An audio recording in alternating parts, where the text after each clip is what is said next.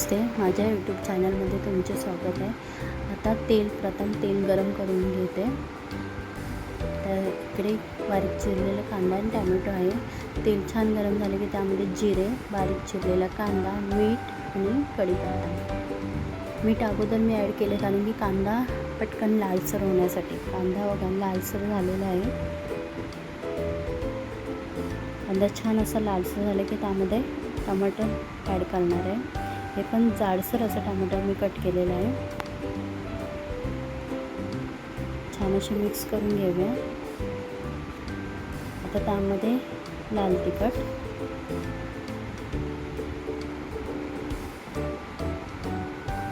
हळद आणि मीठ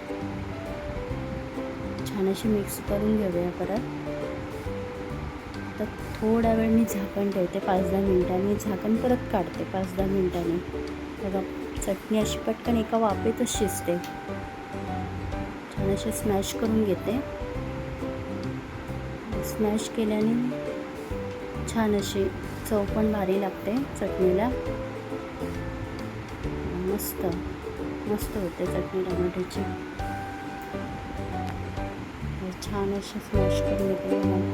टमाट्याची चटणी तयार झाली. वरून बारीक चिरलेले कोथिंबीर.